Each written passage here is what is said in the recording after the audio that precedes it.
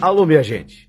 Hoje, nessa quinta-feira, a gravação especial desse vídeo sobre a questão da sustentabilidade. Até porque nós estamos vivendo uma situação absolutamente adversa, todos temos consciência disso. Mas o Brasil tem vantagens comparativas inigualáveis. São vantagens, por exemplo, que estão ligadas à extensão territorial. É um país-continente com solo o ano inteiro, com terras altamente produtivas. Nós somos um país com minérios abundantes, diversos, água abundante, não bem distribuída, é verdade. O terceiro maior produtor de alimentos do mundo. Uma biodiversidade que, repito, ela tem uma potencialidade inimaginável. E, no entanto, nós estamos nos afunilando, nós estamos enterrando cada vez mais um atoleiro, tanto na parte econômica, como também na parte social. Estamos vivendo um aumento extraordinário, e não só em função da pandemia, mas é crescente o aumento da desigualdade, da desesperança. Na área cultural, desencontros, uma espécie assim de desmonte dessa perspectiva cultural do povo brasileiro, que ela é multifacética. Nós somos um país e um povo que é reconhecido mundialmente como um povo mais alegre, é um povo mais esperançoso, é mais amigável. Nós temos as características das cores, da musicalidade, são componentes extraordinários da identidade nacional. Embora nesse momento, numa situação muito adversa, difícil, mas o Brasil tem uma identidade.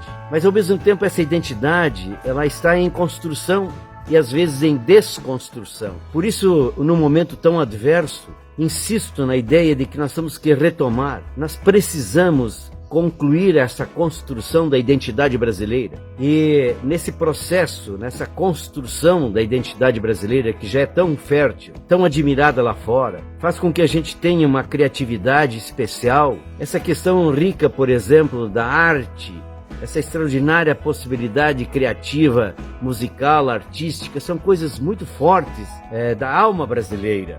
Só que essa situação que nós estamos vivendo é insustentável e gera grande inquietação.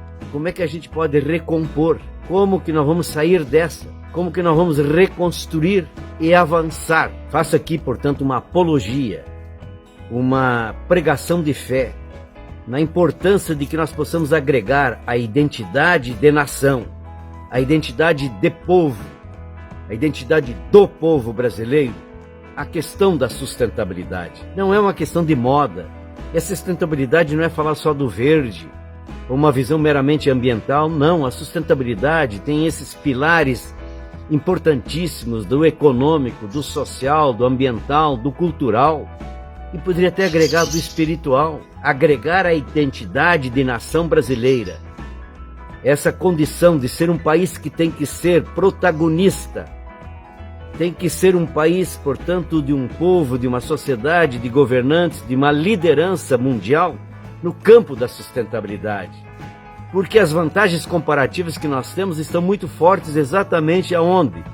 Naquilo que o mundo está tentando e buscando agora, mesmo na situação da pandemia, é fazer a travessia para sociedades mais justas, mais sustentáveis, mais saudáveis. Então nós temos características que são próprias para um país que pode ser exemplo mundial no campo da sustentabilidade, fazer com que a economia seja uma economia mais limpa, a economia de baixo carbono, a não poluidora, uma economia, portanto, que seja próspera e para todos.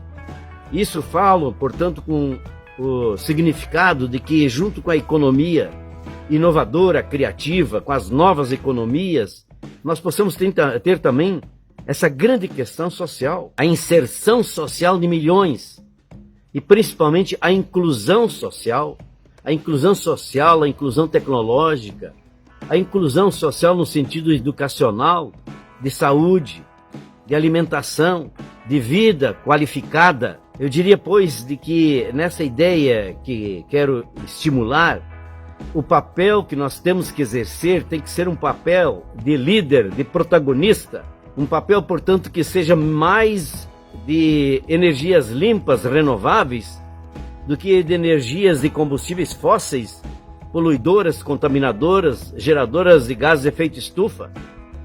Nós temos que ser mais na economia limpa, circular, solidária, na economia criativa, compartilhada, do que a economia vesga, egoística, absolutamente competitiva e não cooperativa, nós temos que ser mais, portanto, de desenvolvimento sustentável do que só crescimento econômico, que nem isso estamos tendo. Nós temos que ser, portanto, uma nação que possa ser um exemplo da bioeconomia, na expressividade da biodiversidade que temos, dos bens da natureza que aqui estão abençoadamente presentes.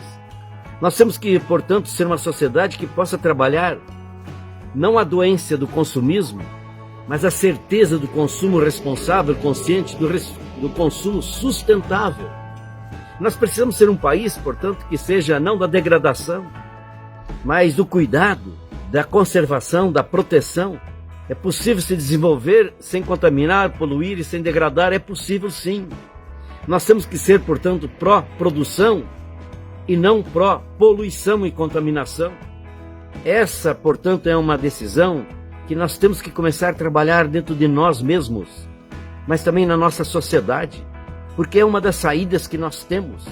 Aproveitar as vantagens comparativas com outros países que o Brasil tem, que tantos países não possuem essas vantagens comparativas. Por isso implica numa ambição de brasileiro e brasileira, no bom sentido da palavra, uma nova estratégia, uma inovação, sair da miopia política, de fazer mais do mesmo, sair desse vesguismo econômico, de fazer uma economia contaminante, excludente, absolutamente conservadora, que não é mais a grande economia que precisamos do século XXI. Nós temos que trazer isso para os estados e nós temos que aterrissar para os municípios. Aí eu vou concluir.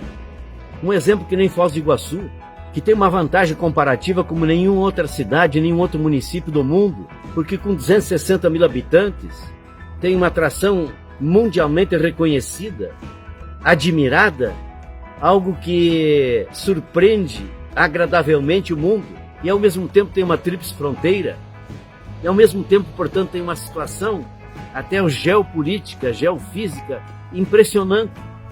Pois bem, é preciso que agora que nós estamos vivendo uma situação tão adversa, a gente possa sair dessa situação com ideias mais inovadoras, com projetos muito mais sustentáveis, que a nossa grande atração de Foz do Iguaçu continue existindo mais como amigos da natureza em todos os campos, e que socialmente sejamos uma cidade mais justa.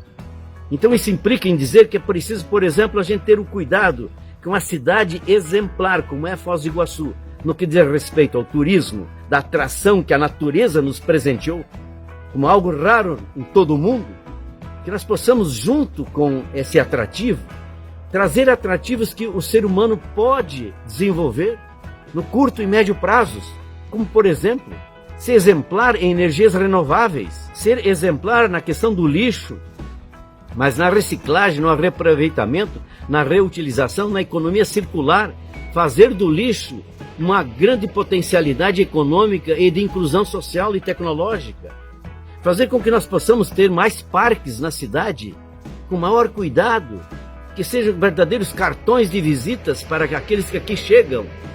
Que nós possamos ter também determinada agenda cultural e até gastronômica para exaltar as riquezas das raízes gastronômicas de uma região de tríplice fronteira, de origem indígena, e que tem tantas convergências de tantas etnias, com um grande festival mundial de gastronomia, consorciado com festivais nacionais, que nós possamos ter essa compreensão, por exemplo, das vantagens comparativas nossas para agregar a identidade de Foz do Iguaçu, como nós temos que agregar a identidade da nação brasileira, a questão da sustentabilidade, da inovação, do desenvolvimento sustentável, de uma sociedade mais justa, mais equilibrada, mais sã.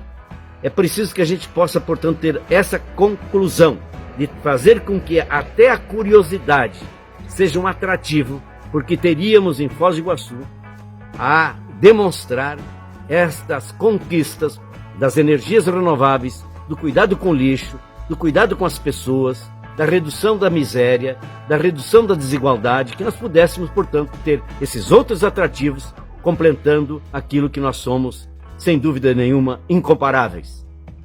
É hora de pensar grande, como nós fazíamos num pensamento inspirado em Jorge Samek. Pensar grande, começar pequeno, mas andar rápido.